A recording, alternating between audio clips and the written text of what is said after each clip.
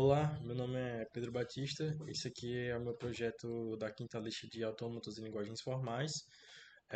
O objetivo foi desenvolver um software que implementa um autômato com pilha determinístico. Então, conforme as especificações, né, em anexo no documento, né, o programa ele recebe uma fita de entrada completa e ao final do processamento ele deve indicar se essa fita é reconhecida ou não pelo autômato, né? Então, a solução toda foi implementada em Python, né?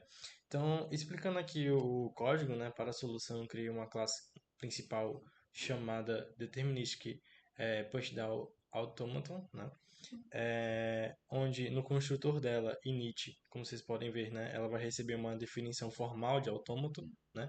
O conjunto de estados, os alfabetos, o estado inicial, o símbolo inicial da pilha e os estados finais, certo? A gente também vai ter a função de transição delta, né? Foi implementada usando um dicionário de Python.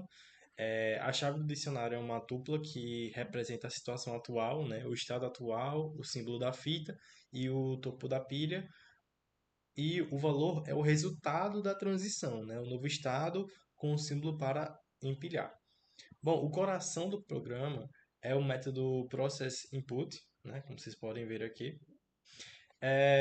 Que ele basicamente ele usa um loop while que simula a máquina, né? Então, primeiro ela vai ler o estado atual, né? Primeiro ela vai ler o estado atual, o topo da pilha e o símbolo da fita. Primeiro ele tenta buscar uma transição normal que consome o símbolo da fita.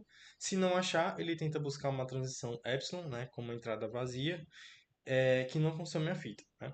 Se não encontrar nenhuma das duas, né, a máquina ela trava, né? Então, ao final do loop, o programa ele verifica duas condições para aceitar, né? Se o estado atual é um estado final e se a fita foi totalmente consumida, certo? Bom, então, demonstrando aqui no primeiro exemplo, certo? Vou rodar o código aqui, que é o exemplo de teste LLC, certo? E aqui pronto, show. E aqui a gente tem o primeiro exemplo, LLC, certo? No qual o primeiro exemplo foi LLC, né, que usei a linguagem L, recebe A elevada a N, B elevada a N, onde a lógica é empilhar um x para cada A e desempilhar um x para cada B, né? Então, ao executar um teste com A, A, B, B, né, a gente vê, por exemplo, aqui, né? Aqui a gente vê, aqui a gente vê a fita, a pilha fica vazia, né, só com Z0, certo? E ela usa uma única transição epsilon para o estado final, que é F, e aceita, certo?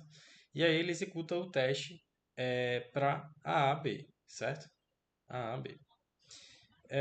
E agora, né, ele empilha 2x, né, mas só desempilha um, né? A fita acaba, mas a pilha não fica vazia. A máquina para no estado do Q1, que é o final, certo?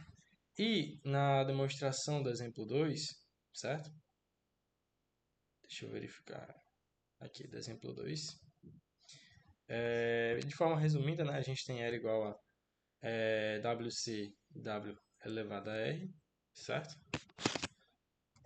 E basicamente a lógica é empilhar todos os símbolos de W, né, antes do C.